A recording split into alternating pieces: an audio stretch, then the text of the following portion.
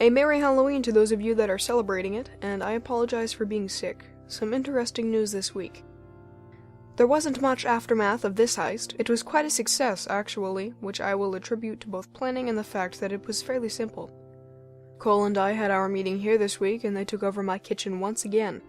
We discussed the procedurals of the heist and what we would like to do in the future, and that was when I realized Cole has become my partner in crime whether I like it or not. It didn't take long to undermine my decision, apparently, although, to be fair, it is very much my fault. As for Michael and his parents, he hasn't told them yet. Apparently he wants to spend as much time with them as he can before he tells them, just in case they aggressively disagree with his lifestyle. He has paid no mind to any cautioning Cole and I have given him. Many of the things he wants to discuss with them could have already happened since he made the decision to do so, and they could already have made a decision regarding their house, but he continues to delay the confession. As for the interesting segment of the news, the hacker from a few months ago has made another appearance. I assumed it was the same hacker at the time, at least.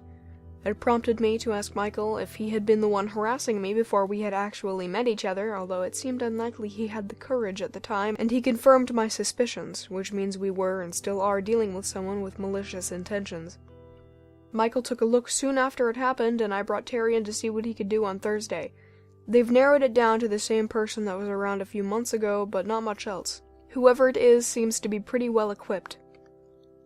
Hopefully there will be some done of whatever they do to fix predicaments such as these, as contrary to popular belief, I do not sit around doing nothing when I am not actively preparing for my criminal outings. There is regular paperwork to be done, and occasional negotiations with other local powers to be handled.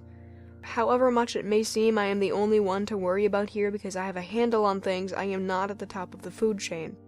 There is one group in particular I need to worry about. They've named themselves the Lastings because they are the top of the food chain and could have me killed in 2 seconds flat. The second in command of that group is one of the reasons I don't work with people, however much that has just recently been proven untrue. It was a few years back, but it was a mess, and I'm not interested in reliving it with anybody. If I can help it, I'll never even set eyes on him again, let alone interact with him, and that goes for everyone involved in that escapade. Because of this, if I don't handle my negotiations with them in a certain way, I don't have a great time, and that way includes some communication done with my computer.